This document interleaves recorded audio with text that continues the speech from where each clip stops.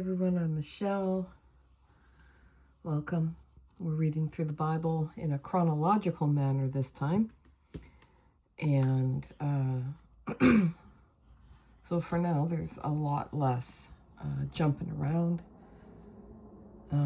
We are using or reading from the New Living Translation. And we are coming to the end-ish. We got a few more days in Job, and then that's done. So we are reading from Job, and we've been listening to Job and a couple of his friends go back and forth, and Job's got questions and he wants answers, and his friends are trying to be helpful, but they're giving somewhat pat answers. And now we've got this younger friend that's now speaking up, and we're right in the middle of what he's had to say, and it's sounding a little self-righteous, a little generational gap-ish, kind of education's snobbishness. Well, I mean, it's all these things. So he figures he's got the tea. So we left off in the middle of his say. So we'll pick it up where we left off. So we're going to start with Job 35, verse 1, and we're going to go through to the end of chapter 37. So here we go. Right, we're picking up Elihu's little diatribe. Then Elihu said, "Do you think it is right for you to claim I'm righteous before God? For you also ask, what's in it for me? What's the use of living a righteous life? I will answer you and all your friends too." Hey, I thought they were your friends as well. Hello. "Look up in the sky and see the clouds high above you. If you sin, how does that affect God? Even if you sin again and again, what effect will it have on him? If you are good, is this some great gift to him? What could you possibly give him? No. Your sins affect only people like yourself, and your good deeds also affect only humans. People cry out when they are oppressed, and they groan beneath the power of the mighty. Yet they don't ask, where is God, my creator, the one who gives songs in the night? Where is the one who makes us smarter than the animals and wiser than the birds of the sky? And when they cry out, God does not answer because of their pride. But it is wrong to say God doesn't listen, to say the Almighty isn't concerned. You say you can't see him, but he will bring justice if you will only wait.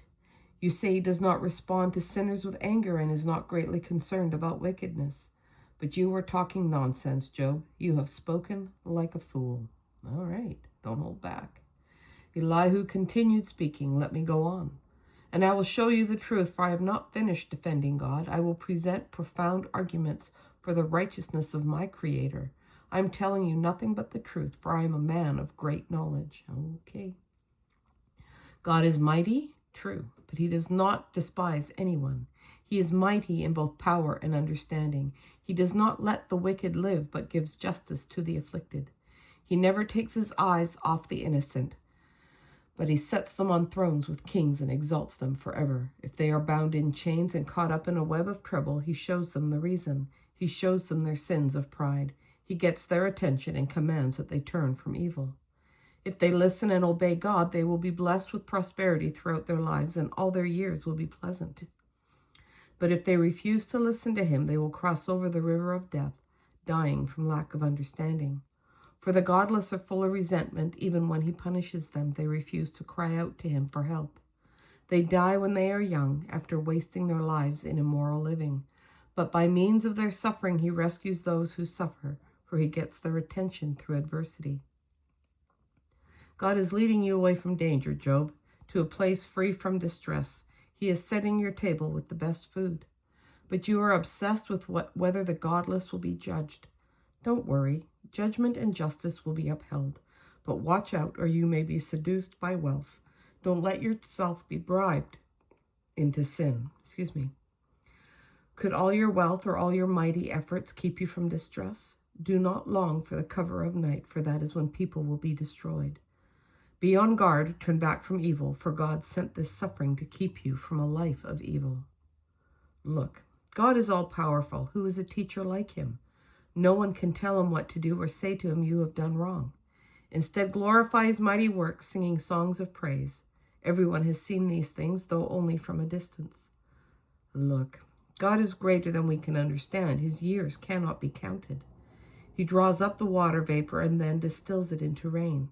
The rain pours down from the clouds and everyone benefits. Who can understand the spreading of the clouds and the thunder that rolls forth from heaven? See how he spreads the lightning around him and how it lights up the depths of the sea? By these mighty acts he nourishes the people, giving them food in abundance. He fills his hands with lightning bolts and hurls each at its target. The thunder announces his presence. The storm announces his indignant anger. My heart pounds as I think of this. It trembles within me. Listen carefully to the thunder of God's voice as it rolls from his mouth. It rolls across the heavens, and his lightning flashes in every direction. Then comes the roaring of the thunder, the tremendous voice of his majesty. He does not restrain it when he speaks. God's voice is glorious in the thunder. We can't even imagine the greatness of his power. He directs the snow to fall on the earth and tells the rain to pour down. Then everyone stops working so they can watch his power. The wild animals take cover and stay inside their dens. The stormy wind comes from its chamber, and the driving winds bring the cold. God's breath sends the ice, freezing wide expanses of water. He loads the clouds with moisture, and they flash with his lightning. The clouds churn about at his direction, and they do whatever he commands throughout the earth. He makes these things happen either to punish people or to show his unfailing love. Pay attention to this, Job. Stop and consider the wonderful miracles of God. Do you know how God controls the storm and causes the lightning to flash from his clouds?